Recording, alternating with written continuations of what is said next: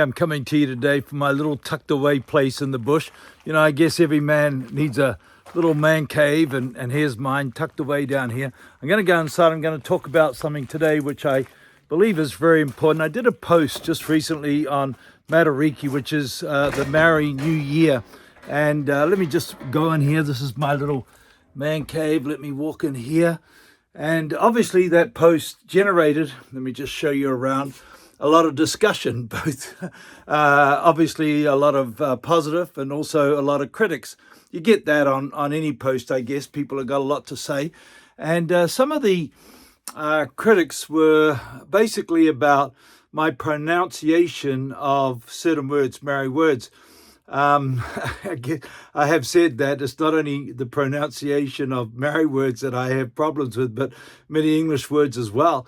And I just want to talk about that because I have apologized for it, but I want to explain it, and I hope and pray that you'll stick with me as I do that. As I said, I'm not against the celebration of a new year. I was endeavoring to, and I want to, warn people about the spiritual applications of some of the extremists want to take us into. And I know there's a fine line in a lot of the Maori culture in relation to spirituality, and it's a fine line to walk, I know. I mean, obviously in the culture, there's the god of the sea, there's a god of the sky, there's a god of the land. It's a very spiritual culture. And as I said, I love my Maori brethren, love the Maori culture. But, as a pastor and as obviously a pastor of some standing here in New Zealand, it is my responsibility to speak up about Christ and obviously to encourage people not to worship the creation, but to worship the Creator. And, Matariki, the stars, have got God names, that's in their culture. And I didn't even try to pronounce their names because I just wouldn't be able to do that. That would get a lot of flack, I know. So I'm not even going to go there. But, as I said, I've said before, I'm a kid brought up in Taranaki on a farm down there, just a small town. And my mother tells me that I couldn't speak a word of English or any language till I was 5. I just spoke gibberish. And my tongue just wouldn't get around it. And then from 5 to 7, I stuttered so badly, nobody could understand me. Now, a lot of people, you'd probably today call me dyslexic. I hope I got that pronunciation right.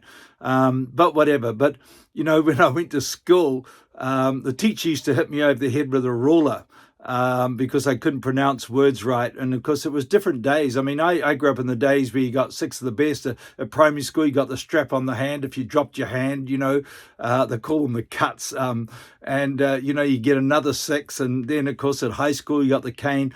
And I just want to say, to be honest, it kept you out of a lot of trouble. Not like today where kids are very rebellious in school and so forth and no discipline.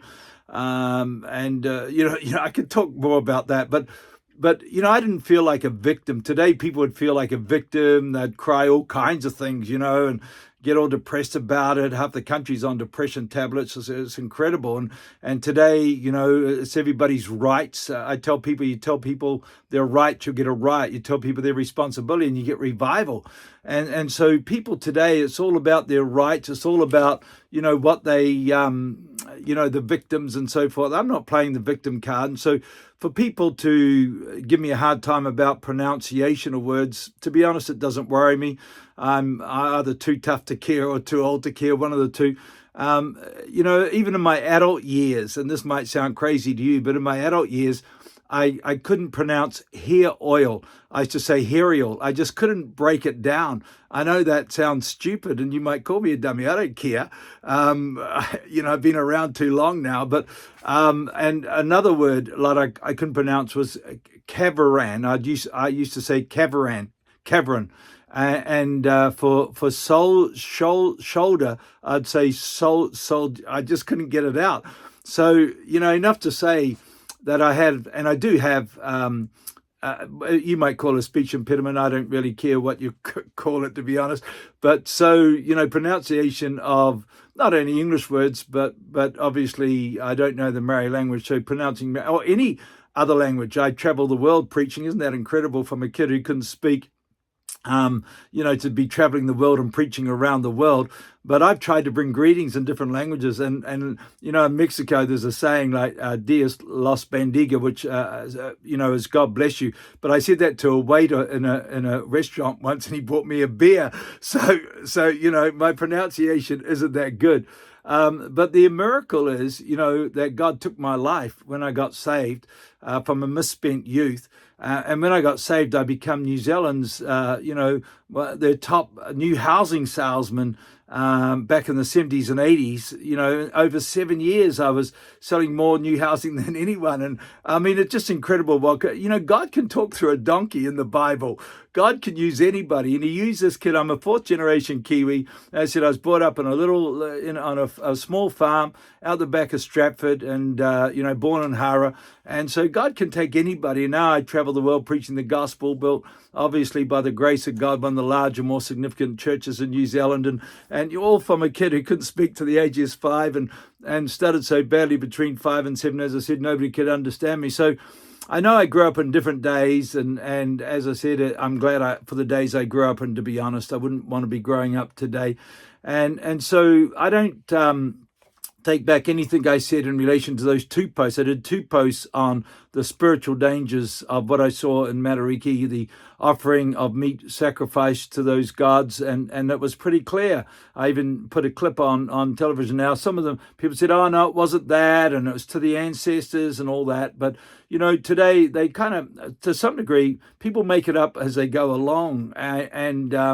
But as I said, there's spiritual dangers in a lot of things today that people are unaware of. I talked about even Halloween and Ouija boards and all that kind of stuff. People don't realize. And so I'm obviously a preacher of the gospel of Jesus Christ. And I'm just so glad that so many, when Samuel Marsden came to New Zealand, there was such a revival among our married brethren, and many of them came to Christ. And so that was just absolutely wonderful. Hey, look at this T-shirt behind me. That was what I wore when I ran the Rotorua Marathon many years ago now.